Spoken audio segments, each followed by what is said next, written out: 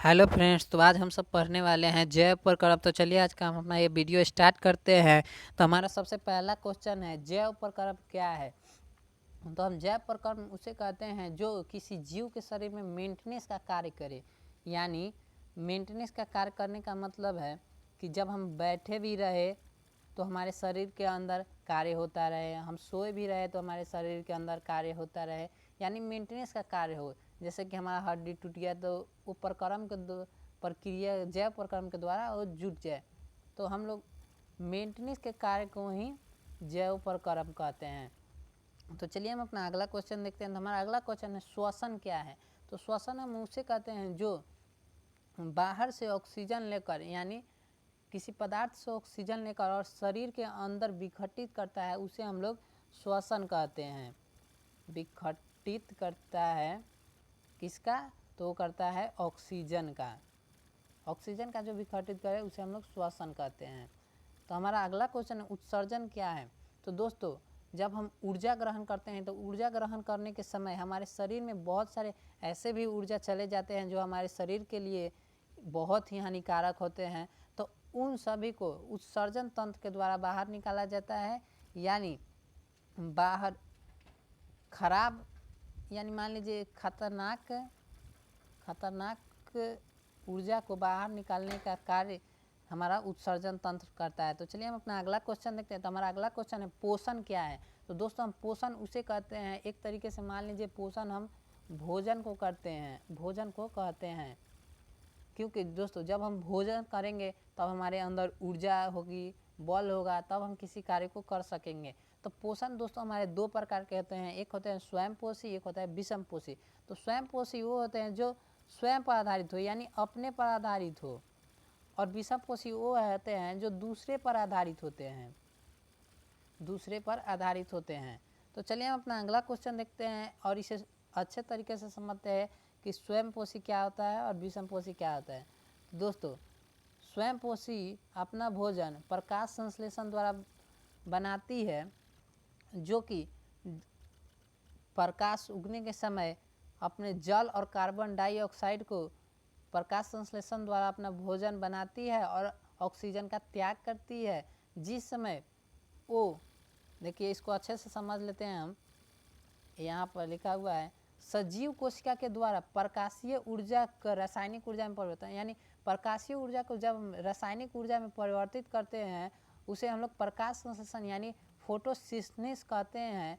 प्रकाश संश्लेषण वह क्रिया है जिसमें पौधे अपने हरे रंग वाले अंगों जैसे पत्ती द्वारा सूर्य के प्रकाश की उपस्थिति में वायु से कार्बन डाइऑक्साइड तथा भूमि से जल लेकर जटिल कार्बनिक खाद्य पदार्थ जैसे कार्बोहाइड्रेट का निर्माण करते हैं तथा ऑक्सीजन गैस O2 को बाहर निकालते हैं। प्रकाश संश्लेषण की क्रिया में सूर्य के प्रकाश की उपस्थिति में पौधे की हरी पत्तियों की कोशिका के अंदर कार्बन डाइऑक्साइड और पानी के सहयोग से पहले साधारण कार्बोहाइड्रेट और बाद में जटिल कार्बोहाइड्रेट का निर्माण होता है। इस प्रक्रिया में ऑक्सीजन एवं ऊर्जा से भरपूर कार्बोहाइड्रेट ग्लूकोज, स्टार्च आदि मंड का निर्माण करता है तथा ऑक्सीजन गैस बाहर निकालती है। प्रकाश संश्लेषण की प्रक्रिया सबसे महत्वपूर्ण जैव रासायनिक अभिक्रियाओं में से एक है। सीधे या परोक्ष रूप से दुनिया के सभी सजीव इस पर आश्रित हैं, यानी आधारित हैं। प्रकाश संश्लेषण करने वाले पहले सजीव को स्वपोषी कहते हैं, यानी प्रकाश संश्लेषण करता है उसे हम लोग स्वपोषी कहते हैं।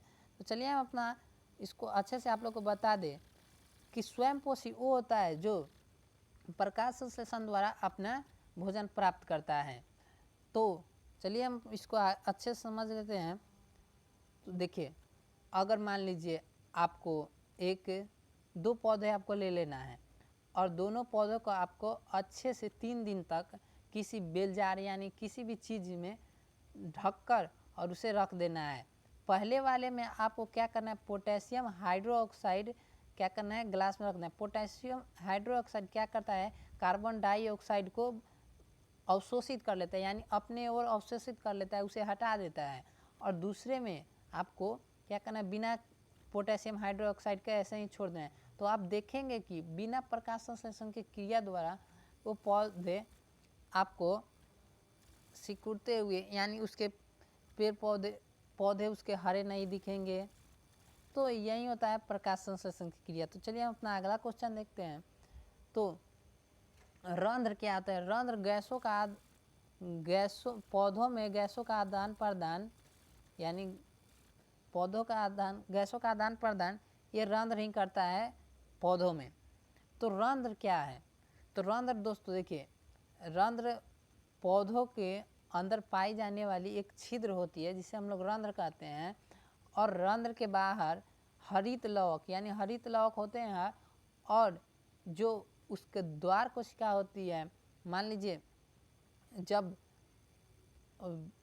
मतलब प्रकाश संश्लेषण की आवश्यकता नहीं होती है तो जो हमारा ये रंध्र होता है वो सिकुड़ जाता है। और जब प्रकाश संश्लेषण की ज़रूरी होती है तो इसमें क्या होता है, ये जल हमारा है, इसमें जल जाता है और ये फैल जाता है। और जब हमारे जल मतलब प्रकाश संश्लेषण के कार्य नहीं होती है तो ये सिकुड़ जाती है। तो इसे ही हम लोग रंध्र कहते हैं। तो रंध्र गैसों का आदान प्रदान करता है पौधों में। और दोस्तों रंध्र के अलावा भी बहुत सारे ऐसे हम लोग मतलब गैसों का आदान प्रदान करते हैं। और प्रकाश संश्लेषण में ज़रूरी नहीं है कि रंध्र से दोस्तों जल बहुत ही मात्रा में उसमें मतलब जल की आपको कमी दिखने लगेगी अगर सिर्फ रंध्र से ही कार्य किया जाए तो दोस्तों ये हमारा मतलब ये है। तो आप कॉन्सेप्ट समझ गए।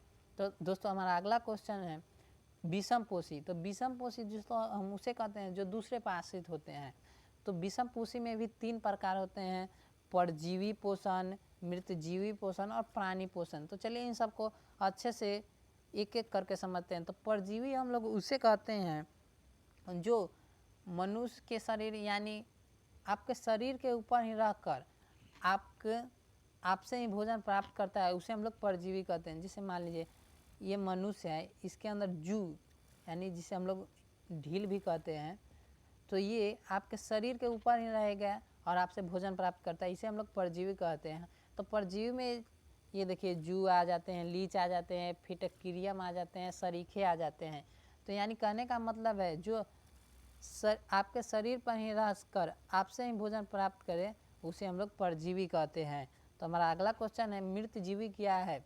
तो दोस्तों मृतजीवी वो होता है, जैसे देखिए आप लोग समझिए इसके ऊपर बहुत सारे मर गए, मतलब कोई भी जानवर मर जाता है या कोई भी चीज़ मर जाता है तो उसको अगर ये सारे कीड़े नहीं खाएंगे तो वो इतना मतलब गंध देगा कि वातावरण प्रदूषित हो जाएगा। इसीलिए ये लोग इसे खा जाते हैं।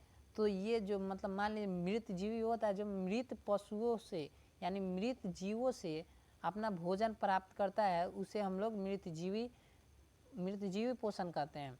जिसमें आते हैं हमारे फफूंदी, ईस्ट, मशरूम, कवक, ये सब मतलब किसी मरे हुए जीव से अपना भोजन प्राप्त करते हैं। तो चलिए हम अपना अगला क्वेश्चन देखते हैं। तो हमारा अगला क्वेश्चन है प्राणी पोषण क्या है?